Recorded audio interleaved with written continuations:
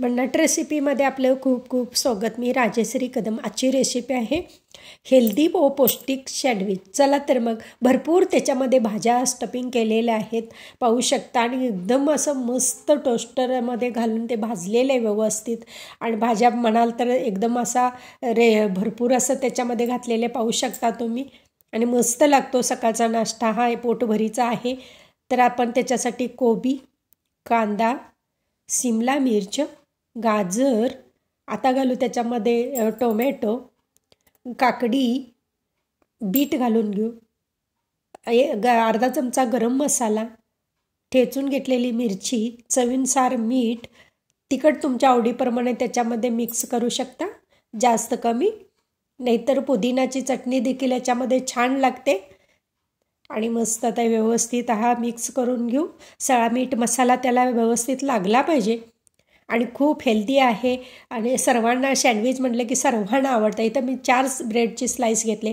त्याच्यावरती आता ketchup spread करून घेऊ. थोडंसं मेयोनीजसुद्धा घालून घेऊ, त्याच्यामुळं पण छान टेस्ट येते. आणि आता याच्यावरती ना भरपूर असा भाज्या भरून घ्यायच्या आहेत. आता याला स्प्रेड करून घेऊ पहिले. आणि म्हणाल तर 10 मिनिटात हा नाश्ता तयार होतो, पोटभरीचा, पटकन होतो. आणि भाज्या पण बाजारामध्ये भरपूर स्वस्त आहेत. हिवाळ्यामध्ये छान छान भाज्या आलेल्या असतात. आणि एखादी जर भाजी कुणी घरात खात नसेल तर बरोबर सँडविचमधून जातं. आणि आता भरपूर त्याच्यामध्ये आता चीज घालून घेऊ. चीजमुळं ना ज्या भाज्या आपण भरलेल्या आहेत त्याच्यामध्ये स्टफिंग केलेलं आहे ना ते बाहेर निघत नाही. मग गरम झालं की चीजामुळे त्या भाज्या एकमेकाला चिटकल्या जातात. आणि मस्त क्रिस्पी हा भाजून घ्यायचा आहे टोस्टरमधून.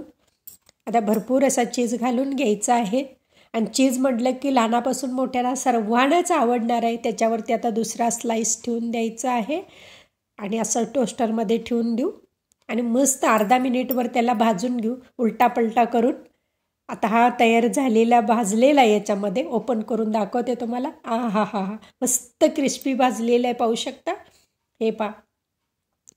आता हा कट करून घेऊ आणि मस्त सॉसबरोबर तुम्ही खाऊ शकता. इव्हनिंग मॉर्निंगला केव्हाही खाऊ शकता.